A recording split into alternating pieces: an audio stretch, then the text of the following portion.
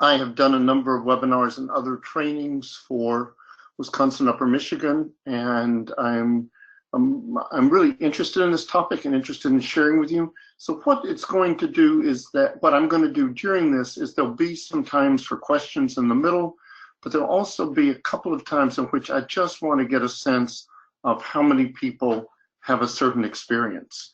And so at that point, there'll be a prompt just to add a one word into where you can do that, and that will be helpful as well. So hold on just a second. I'm having a little trouble with my computer. This is very weird. This doesn't usually happen. I'm going to play with this just for one. Okay. I don't know what's going on, but now it's okay. So when we think about boundaries and realize that that happens within a context, and I think of in terms of ethics and values and legal framework. So when one practices, always need to be aware of what the laws are. We need to be aware of our own values and biases and how those may affect it. And we need to be making ethical decisions. And as a part of that, we need to be aware of boundaries. We need to respect boundaries, but also talk about how we may want to utilize boundaries. So here's a definition of boundaries that's pretty commonly used. I know that social workers have used this too in presentations. The professional boundaries are defined as the space between the professional's power and the client's vulnerability. The power of the professional comes from the position we hold and the access to private knowledge about the clients. But what I like about that is that it really underlines two things that are important. One is power. Somebody comes into our office because they want something, they need something, we can help them with something. And then the other thing is that in general, we have knowledge about them and they don't have knowledge about us. And so in some cases more knowledge than others, but it can be some knowledge of about the client. So I'm really focusing on boundaries between workers and clients. There are other boundary issues that are important in terms of boundaries within staff, in terms of respecting other people's boundaries, etc. But I'm not really going to touch on these in this presentation because it's a lot to cover and we really don't have that much time. So what boundaries do is they let us know where we end and others begin, right? This is who we are, this is who the other person is, and this is a boundary. And they put a limit on professional power so the clients are not hurt, and so the workers don't inflict damage on themselves, right, in terms of the actions that we take. So it doesn't hurt other people, and so in doing that, doesn't hurt the worker as well. But they're not barriers. Good boundaries do not create walls between workers and clients, and that's one of the things I want to stress as we go through that. But they need to be clear and to be easily identified and understood by others, right? So this is pretty common words that are used when we talk about boundaries in social services and in social work. But boundaries need to be clear and easily identified and understood by others. And it's just not that simple because there are a number of factors that affects how easily boundaries are identified and how other people identify, how clients understand what that means. So I'm going to kind of step back or step to the side for a minute and then just say one of the starting place that everything you do with clients beyond just immediate transactional, I need food, I need a referral for this, depends on a strong professional relationship, on some trust that's developed. And in case management, you have to have the capacity to relate to others in their situations.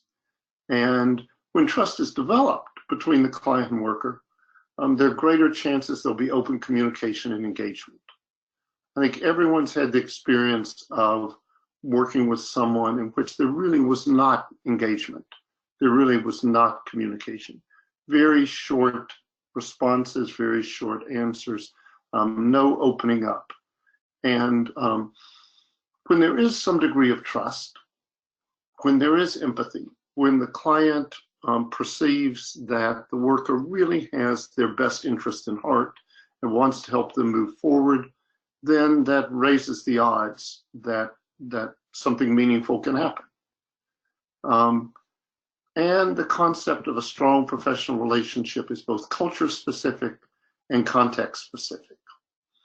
What that means depends on people's background, people's values, and people's expectations. And that is, we can think about that in terms of class. Talking with or engaging a professional for assistance with an issue or problem is very much a upper middle class practice. If you've had the experience of working with somebody in Pathway of Hope or something, and it seems clear that there is some degree of depression, right? Moderate, you don't have to be a clinician to know that when there's no affect, when people just look down and have very little energy, that there may be some depression going on. And so you suggest that perhaps you talk with a doctor or psychiatrist about that and perhaps getting medication. And the response may be, well, I'm not crazy, right? Because reaching out for assistance is very much a upper middle class practice. People educated, people who are more educated are more likely to see mental health or other issues as something as the same as medical issues. It's culturally specific in terms of race and ethnicity. In some countries of origin, for immigrants, with few exceptions, issues or problems are handled or treated informally or through local leaders or experts, right? And so dealing with formal helpers is not the norm. And in Latin America, and I've spent some time, and I misspelled this school for me, excuse me, the importance of personalismo. Personalismo is a different word relating to Argentina, but personalismo in terms of personal, it almost translates personalism. Just the degree in which you trust people doesn't have anything to do with where they work or the degrees they have. It's just the fact of can you relate to them as a person.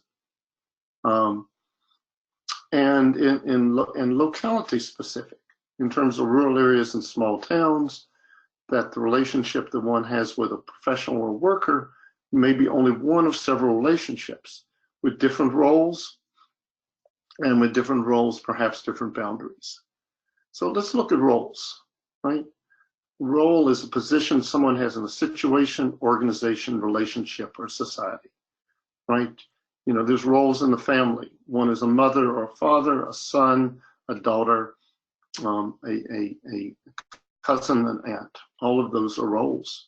And for each role, for the roles in the family, for the roles in work, for the roles at church or other organizations, there's a set of expected behaviors, things that it's okay to do and some things that one shouldn't do. And we all have multiple roles in our lives, and we're often juggling those, right? Carrying out those roles at different times of the day in different ways. And if you live and work in urban areas, your work role and your other roles are very likely to not intersect. The people you see at work, both your fellow workers and your clients, are not those that you're likely to see in the evenings or on the weekends or at school events with your kids or other things. But it's more likely to intersect in rural areas and in small towns and cities. I put small towns and cities. I mean, Wisconsin has a very weird way of, for those of you who are in Wisconsin, a very weird depiction or naming for the places people live.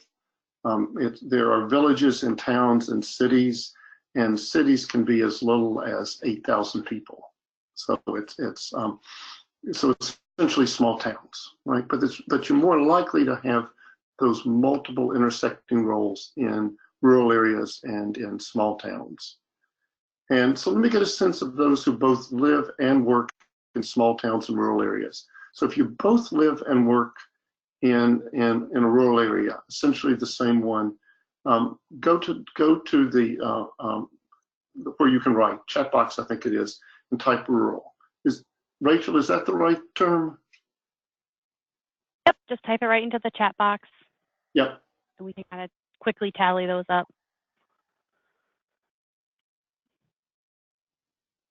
So only 2 people have entered, and I know there's way more than 2 of you, so.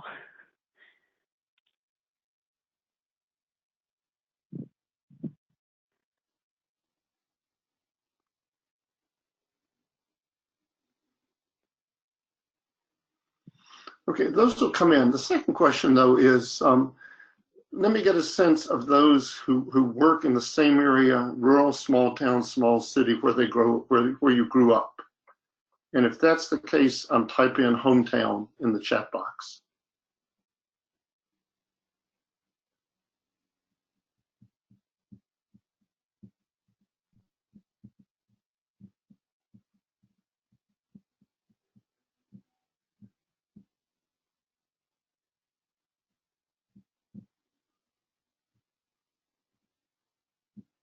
So Rachel, what's it look like in terms of the chat box? We've got quite a few hometowns.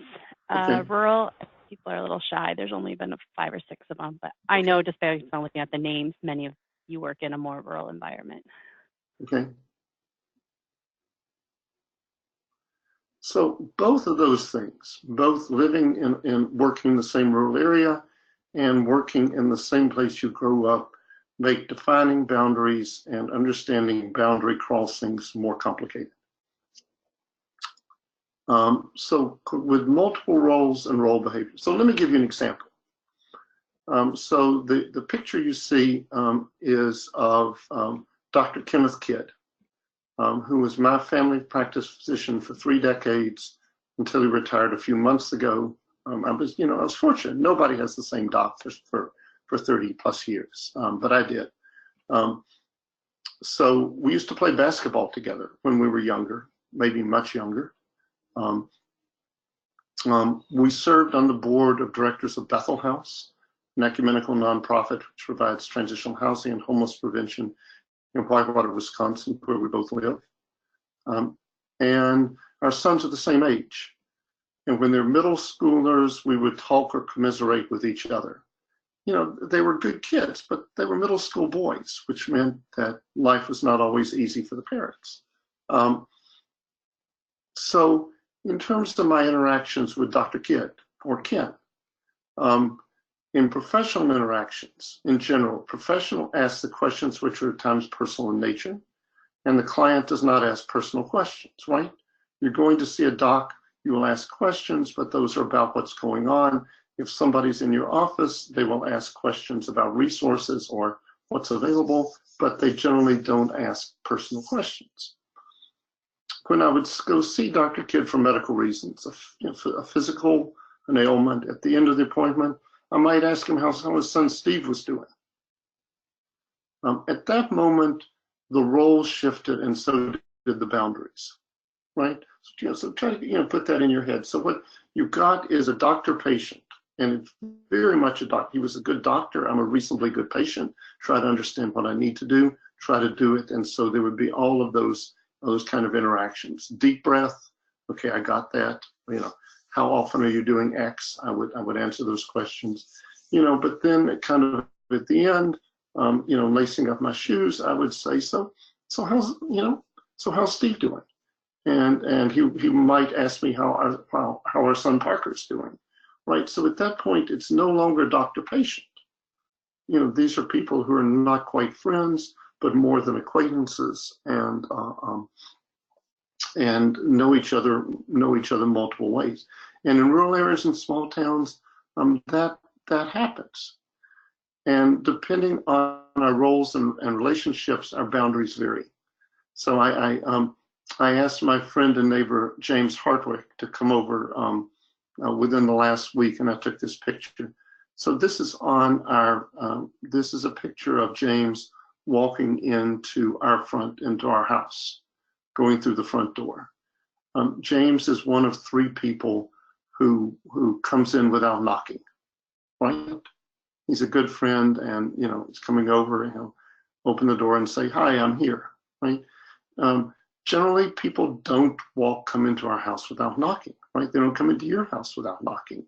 But given that the relationships are different, right? It's a good friend. We live three doors apart. The boundaries vary, and that issue of personal space and other kinds of boundaries, and which also includes, of course, with friends, things that it's okay to talk about, and probably still some things that are not okay to talk about. So in small towns and rural areas, we may know clients in several ways. And they may also know us through multiple roles in different settings. So our children may be in the same class or school as clients. It may be through youth sports, through Girl Scouts, 4-H, etc. One of you may be a leader or coach in an activity. You may worship at the same church, and as more of that later as it relates to the Salvation Army. And not only do we know them, but they also know us. When that person comes in seeking assistance, and often that's really hard. That's really hard. It's not a case of strangers meeting for the first time. So it would not be, hello, Ms. Hanlon, may I call you Carissa, right? Because if you know each other, have known each other on a first name basis, that's the way you're going to address each other, because anything else would be just way too weird. And so it is a formal relationship that is done a little less formally.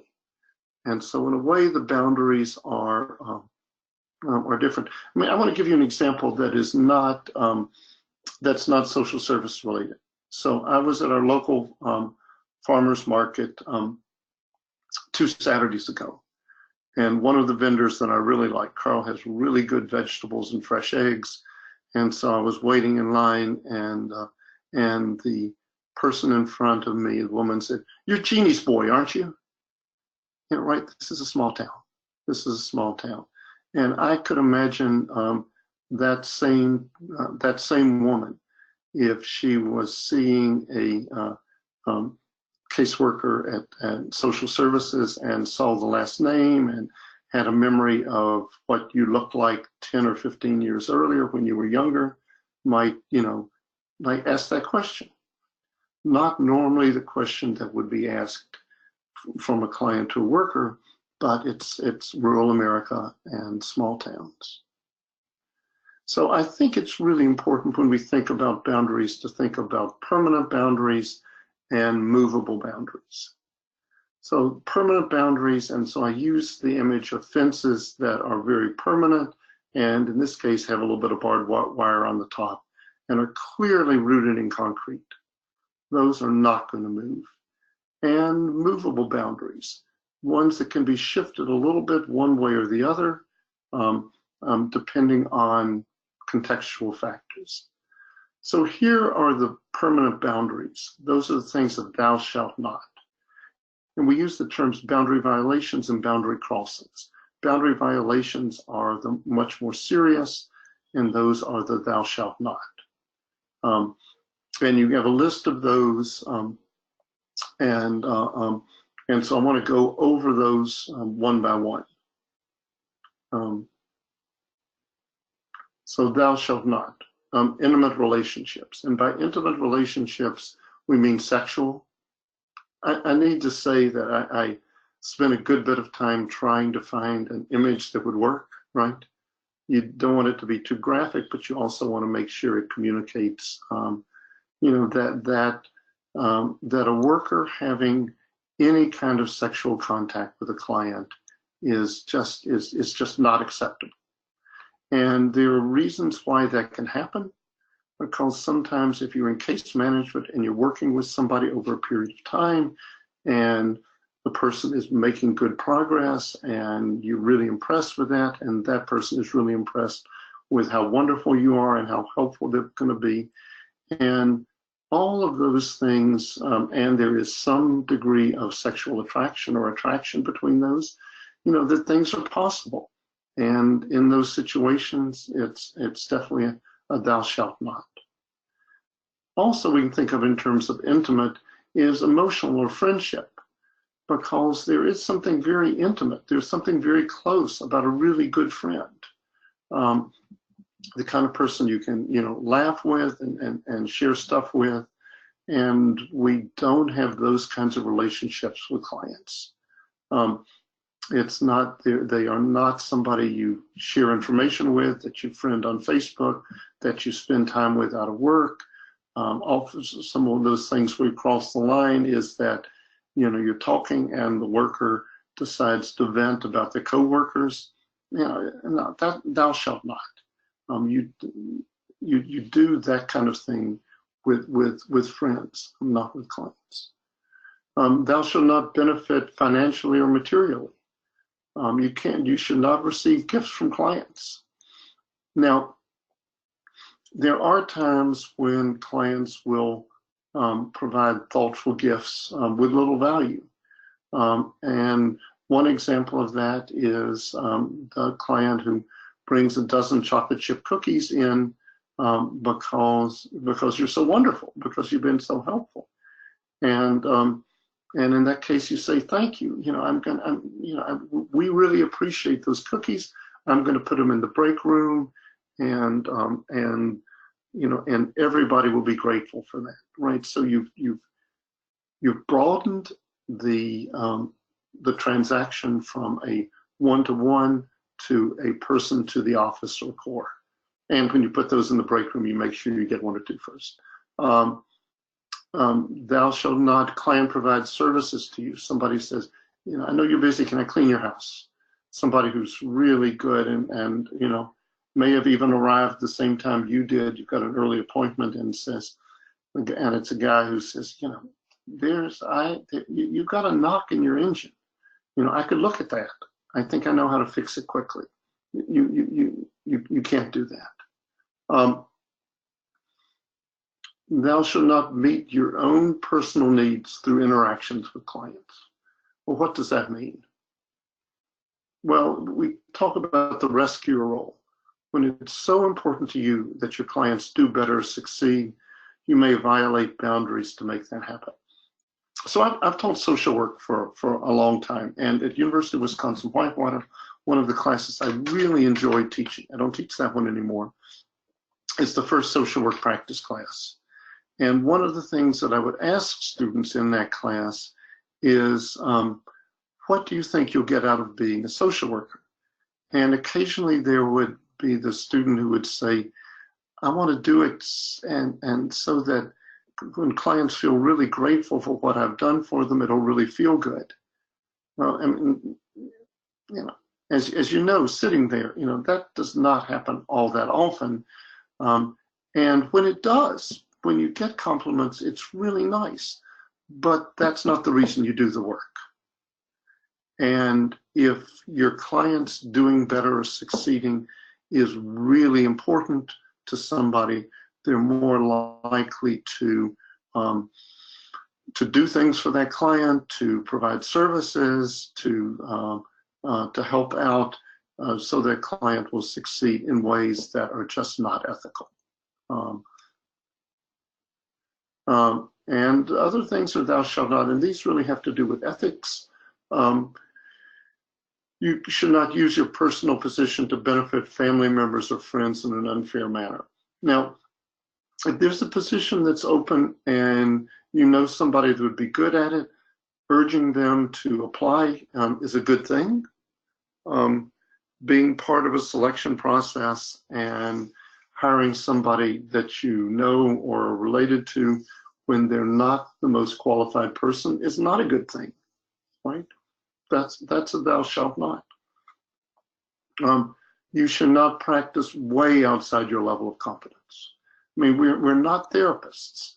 There are some techniques and approaches from motivational interviewing, from cognitive behavior approaches that are just useful tools for people, right?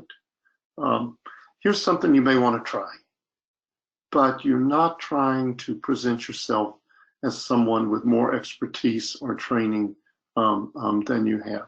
You have a boundary in terms of what your job is, and you need to practice within that boundary. Thou shalt not practice or work when impaired.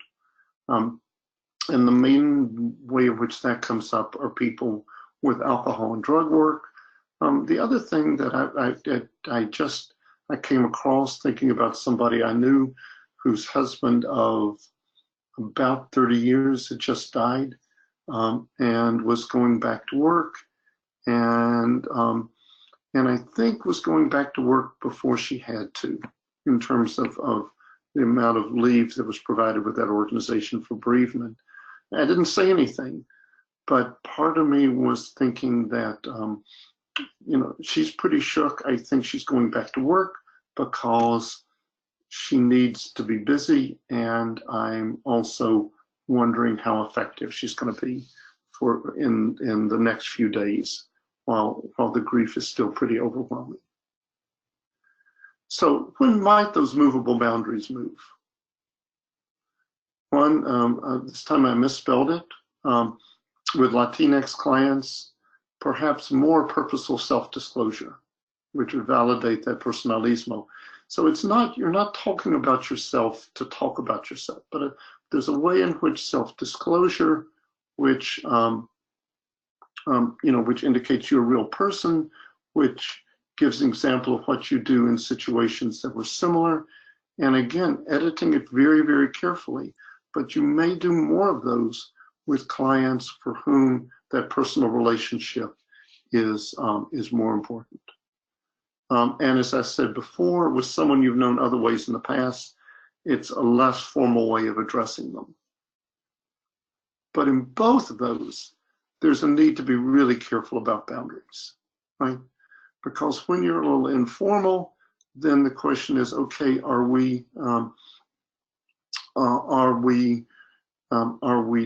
having this conversation in terms of the roles we have, or is it because other relationships? This is not the same thing, but I remember when I used to live and work in Georgia, and a friend of mine from college was working at the School of Social Work, and a friend of mine in college was working in the local mental health agency, and I called him one day about something, and in the middle of the conversation, Ken said, I need to be sure who I'm talking to, right?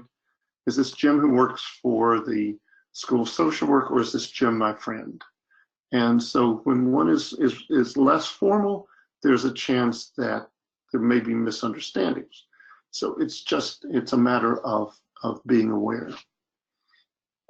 So the term dual or multiple relationships, a term from social worker. So they occur when professionals assume two or more roles at the same time or sequentially with a client. So more than one professional role, or blending of professional and non-professional relationships. So so the dual relationship is providing services to somebody that you used to be involved with in the local PTA. And that's something that happened to me when I was working with homeless families, right? And a woman our daughters were in Girl Scouts together. But so here's the reality of dual relationships. So again, from the National Association of Social Workers, when they're unavoidable, you take steps to protect clients, and you're responsible for setting clear, appropriate, and culturally sensitive boundaries.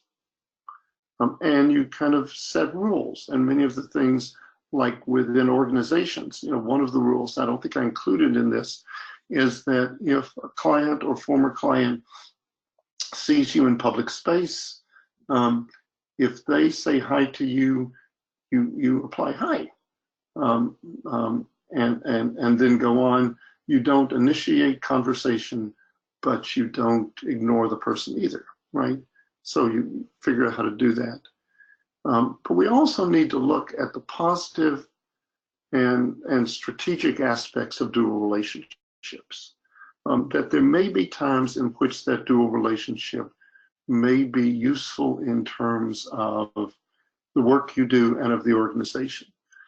So the example that comes to mind was from one of my students, former students at University of Wisconsin-Whitewater.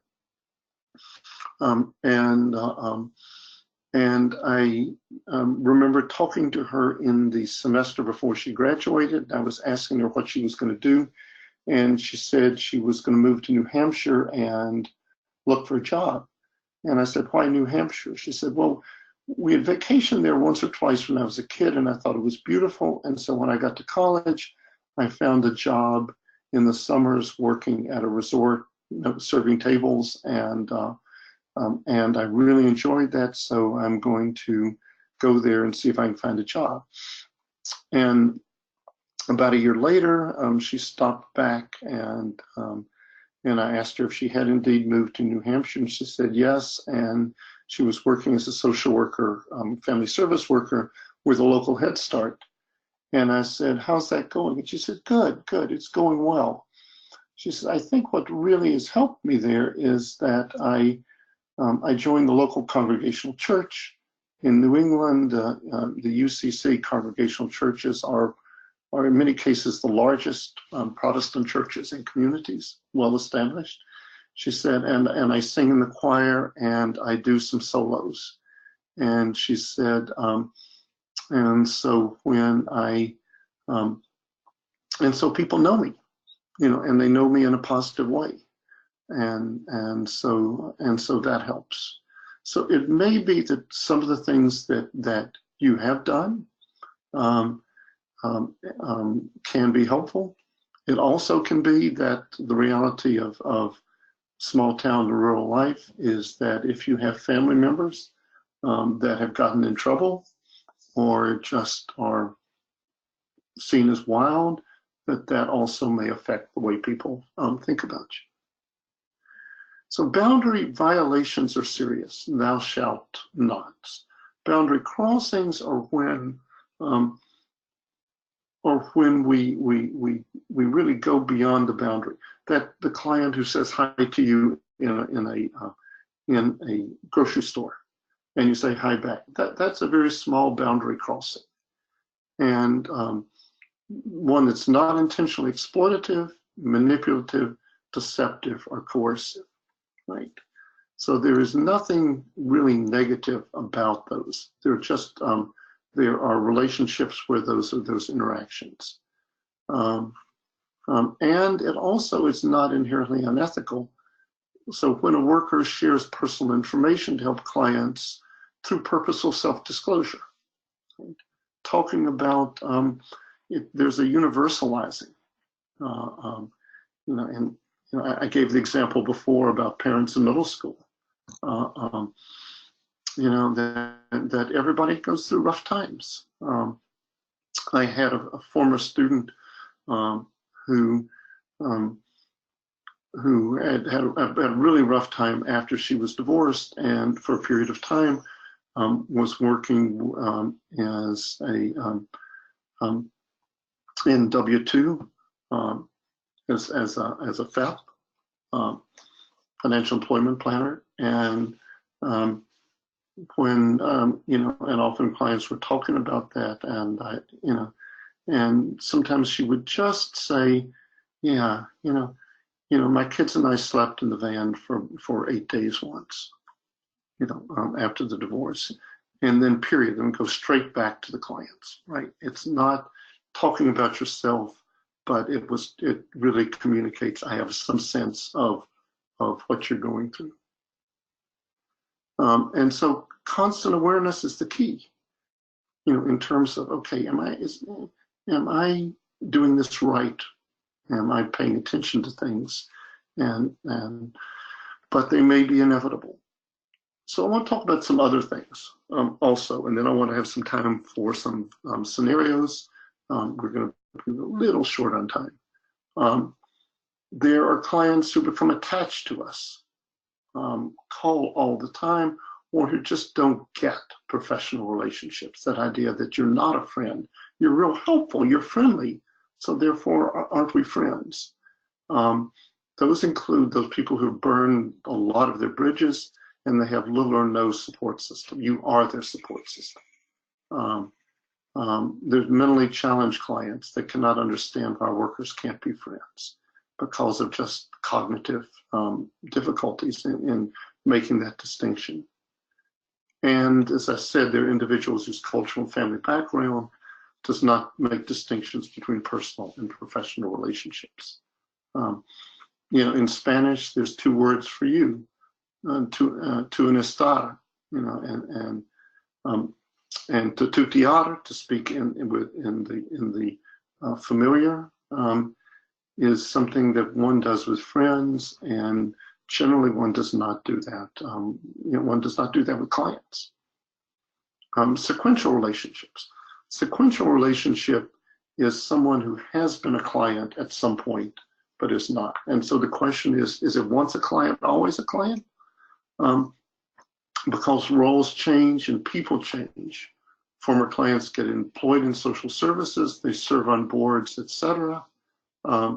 And privacy and confidentiality comes into play in not acknowledging publicly the former worker-client role. I think of this in terms of the example of someone who has worked for the Army in the same place for 20 years, worked longer than anybody else in that corps. Officers obviously have come and gone, other workers, and someone gets employed who was a client back in the day. But you're the only person in the office that knows that. So if that person wants to share that information, that's fine. But it would cross a boundary if you were to share that information. And then multiple relationships within the Salvation Army. I know of no organization where the boundary issues are as complicated as they are in the Army. It's one of the nation's largest charities and a church. And there's an emphasis in social services, especially in Pathway of Hope, to introduce clients and to integrate, when feasible, into the life of the church. And employees can include both former clients and Salvationists who worship at the core. And one of the scenarios that I've got brings up that issue. So let me just go on. I was going to stop and say examples when this has been problematic for you. I think those may come out, and you could respond to this question when we get to the scenarios. So there's some gray areas, right? Is this okay or is this not okay? With the altruistic rescuer, right? The person who's in I'm going to rescue this person. It's going to make me feel really good. She's going to think I'm wonderful. And one disregards boundaries to help a client succeed because it helps the worker feel good. But when you make an extra phone call or call a resource that can only tap infrequently to help a family or client move forward, is that a boundary violation? And so I mentioned that because in the caseworker certification program, which Wisconsin Upper Michigan is rolling out in the very near future, on the module that was related to boundaries and ethics, we had a multiple choice question that really kind of raised that, and a lot of people thought it was a boundary violation. I thought the question was stated clearly enough to show that this was an exceptional situation, but the answer is not. The reality is, that all clients don't get treated exactly the same. Clients need to be treated equitably. That doesn't mean that they get treated equally. And it could be, and I remember going back to when I used to work at a settlement house in Columbus, Ohio, and part of that was working with people who came in needing emergency assistance, et cetera. That there were churches that one could call occasionally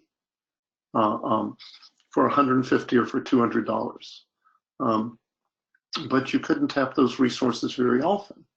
And so I tended to do that. We tended to do that in cases where we thought this is both a great need and it's really going to make a difference. And it's going to really help people get back on their feet or not become homeless. That's not the rescuer role from our point of view. That's just good. That's just doing good work. And I'm gonna go on again because of lack of time. But I think being awareness of your motives and your emotions is essential. There are some people, that may remind you of an aunt or a cousin, and so because there's that similarity, you kind of want to, maybe I need to do more, and we need to be just aware of that. This is in terms of sequential relationships. It's difficult to determine the point when someone for whom the worker organization provided service is no longer a client. We hire people who have been clients. Additionally, individuals may have received relatively minimal services or support at some point in the past. And so do you think of that person as a former client? It was a while ago, it wasn't very much. I'm not sure. It's a gray area. So here are 3 scenarios. And I think what we've got, Rachel, what I'd like to do is to take about like 3 minutes with each of those, and then we're going to have to go on. You may want to, you'll get, in addition to the recording, you'll get the PowerPoint. If these are things that in your office you want to try to share, to go over, that might be really helpful in a staff meeting or something else. So you're a case manager in a core and you have Pathway of Hope clients.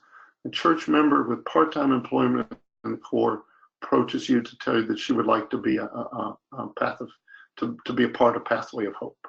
What do you do? How do you respond? Use the chat box.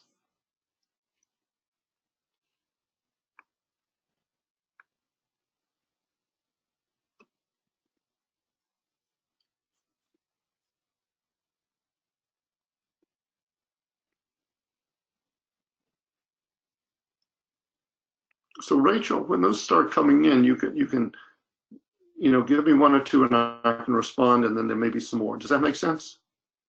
Will do. Yeah, I think they're either thinking hard or they're shy. We haven't had anyone respond yet. Okay.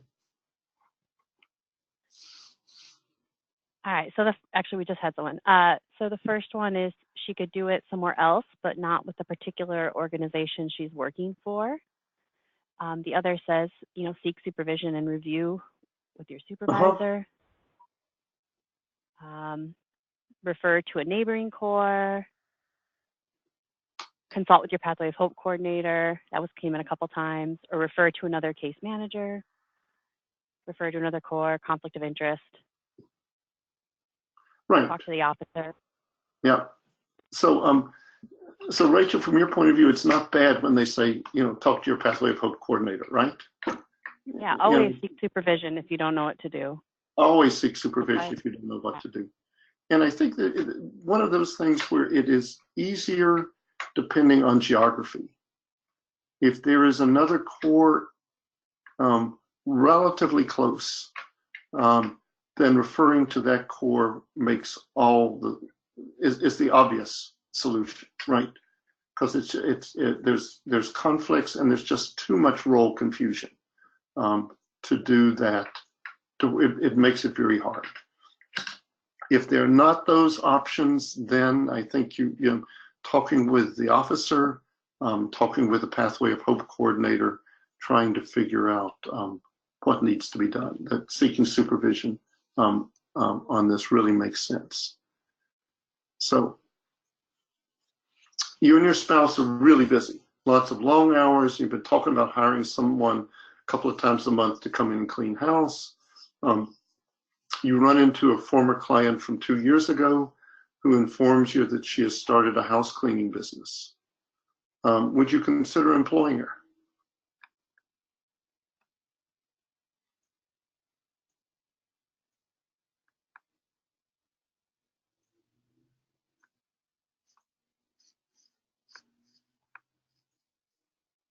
We've got about 50-50 response, yes and no. So so ask people to if they say to explain why. Okay, so a few people did. Excuse me. Some said it's too personal. No, it would be crossing a boundary. Would not do it because of the conflict of interest. Would not feel comfortable. One says they might consider it, but would probably find themselves saying no just to be on the safe side. Okay. So let me ask the question: what if the client was a client from 8 years ago who informs you that she started a house cleaning business? Would that make a difference?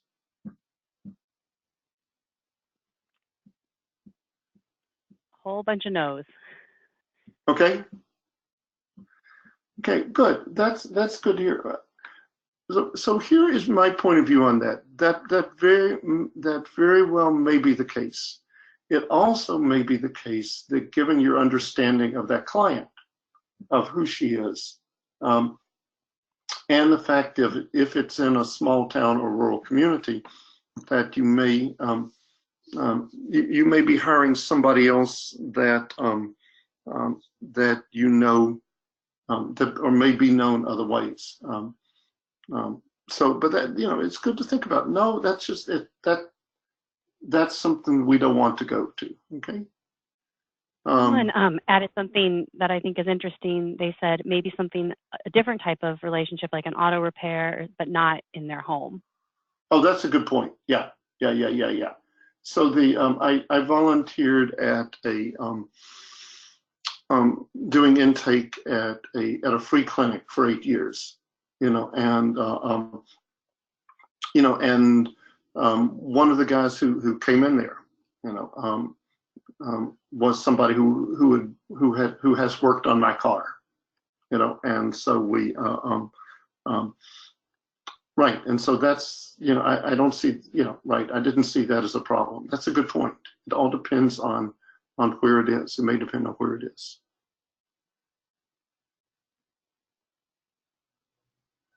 So this goes back to that first thing. You're a case manager in the same core where you worship. You're a salvationist. You enjoy worshiping there.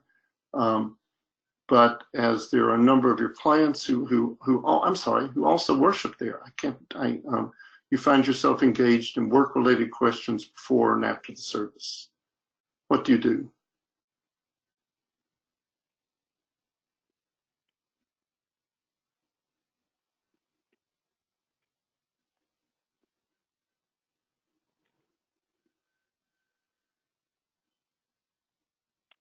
All right, first few that are coming in is answer some of the questions briefly, inform them if it's not an emergency, ask them to call on Monday, have a conversation and ask them to schedule time during the week to discuss those types of questions.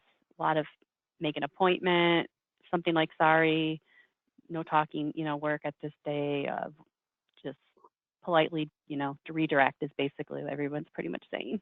Okay, yeah.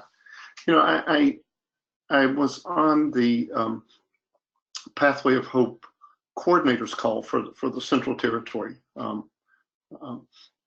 for the 11 divisions a couple of months ago, because I knew I was doing this, and so I was asking questions. And there was, you know, and I think one of the people there said she just switched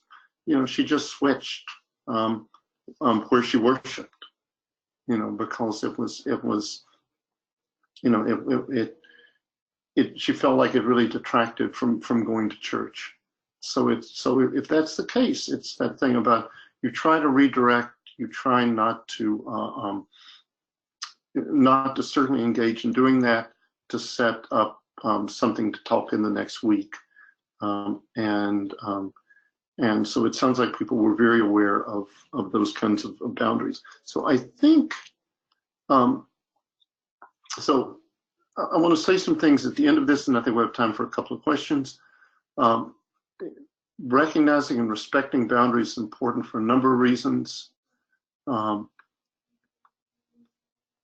So there is a way in which modeling healthy communication and professional relationships, it's important, valuable for us, but for the clients, help them understand how to do that in their lives. Some of the people we work with just don't have many boundaries, right?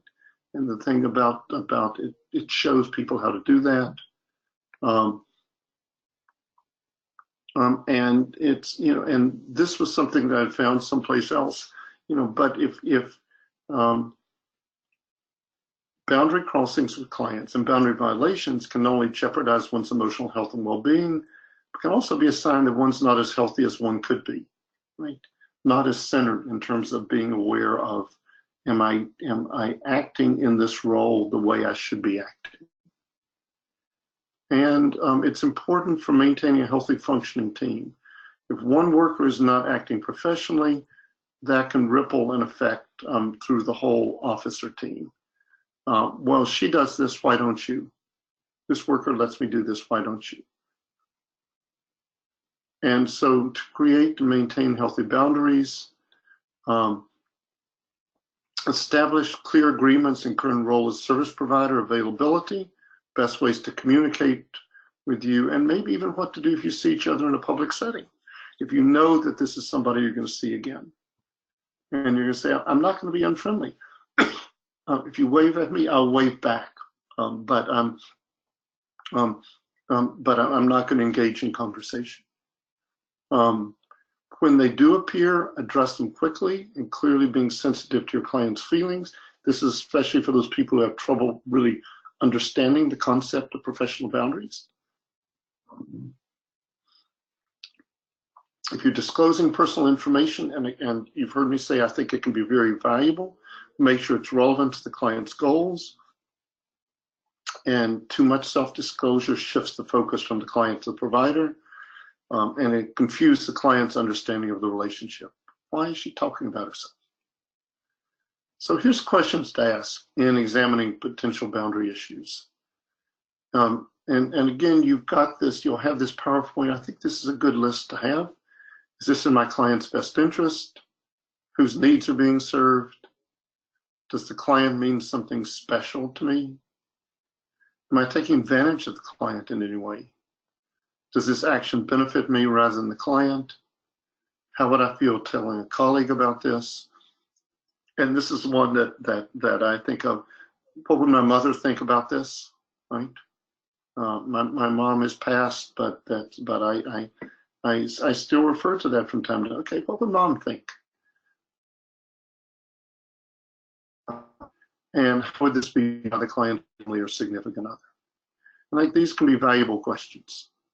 So to protect clients and yourself in the Army, you maintain healthy boundaries from the start. Discuss with clients potential risks and benefits of dual relationships or any kind of blending of roles. Be willing to talk about any problems or conflicts that arrive with this, and document any dual relationship in case notes so it's there. And when you have questions about dual relationships and boundaries, talk with your supervisor. Talk with your supervisor, talk with the officer. But it's more than thou shalt not. So remember from the start of the webinar, the importance of a strong relationship. When trust is developed between client and worker, there are greater chances there'll be open communication and engagement. And so for that reason, if the relationship is professional, but in some cases a little less formal, the boundaries may be shifted just a little bit, that may be a good thing. That may be a good thing. And the key with that is just awareness. What should I do in this particular situation? So Rachel, we have very little time, but let's take some questions. All right, we have a couple already. First is going back to when you were talking about gifts. In some cultures, it's offensive not to take, the gift they made. They reference a pie or some gloves that were knitted for them because they will take it personally and we hinder that relationship. So what's a better way to handle this issue when there's those cultural differences? If it's something of very little value, and that could include handed gloves, etc., you accept it. I mean, one of the things when I was working with a program here that was we were doing home visits in the Latinx community, and you go in and there's always food. And I remember one day in which I had so much coffee slushing around my belly, but you can't refuse that. So you can accept that and then talk to your supervisor or officer in terms of what happens to it. But I think it's true that turning it down is just, it's not acceptable. It would be a sign. It could be offensive. You just make sure it's nothing that really is going to benefit you in any major way. All right. The next question is about kind of red flags or things that people should be aware of when those dual relationships that can't be avoided really should be either transferred to another worker or another organization. I think one of those is that in those cases where it's somebody, if it's somebody where the relationship is too close, in the sense of you were more than just an acquaintance. You hung out together in 10th grade. That somebody else needs to be the worker on that. Generally, anything more than, any close thing closer than fourth or fifth cousin. And I think the other place that's a red flag is when there is some, perhaps some dual relationship, try to set clear boundaries, and that just doesn't work. And so the question is, should somebody else be working with that client? Because I'm trying to be clear about that, but the person still, the expectations they've got still are not the right ones. All right, next one is related to social media and what the policy or standing is on being social media or Facebook friends with clients. Okay, I knew that there really wasn't enough time to do this, so I left the social media stuff. But one should not be on social media with clients in any way, shape, or form. And two, if you're on Facebook or Instagram or something, be really, really, really careful about what you post, because things are so visible. I think at one point in time, I was telling people, get a Facebook account with, that doesn't really use your name, uses some other way to do that.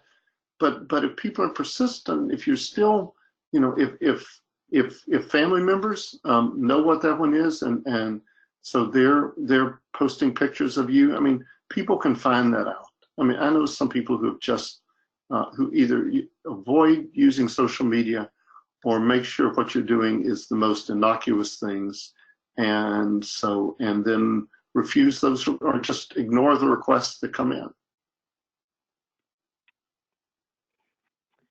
All right. The other is kind of related to clients, people who are like employees being, friends with clients from the shelter, and kind of, is that a crossing or a violation? Yes, and the thing is, if somebody is in shelter for a long period of time, you get to know them,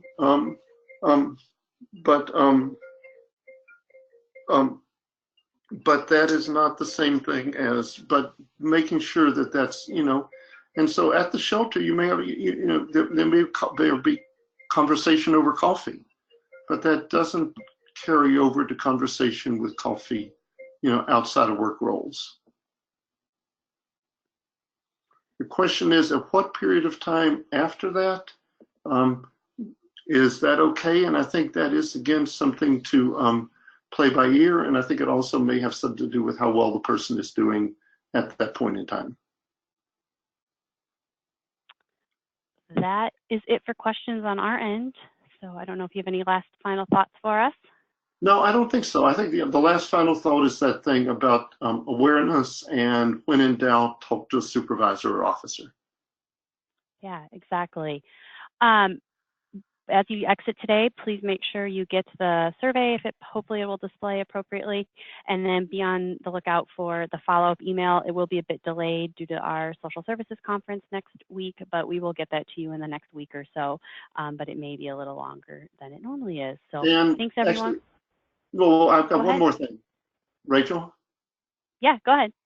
So if any of you are going to be at the social service conference, I'm going to be there, so stop by and say hi. It'd be good to put names with names and faces with comments, etc.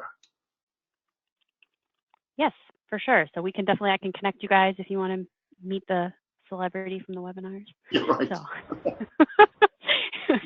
Thanks, Rachel. Yeah.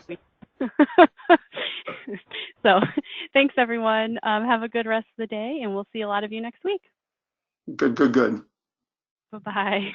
Bye.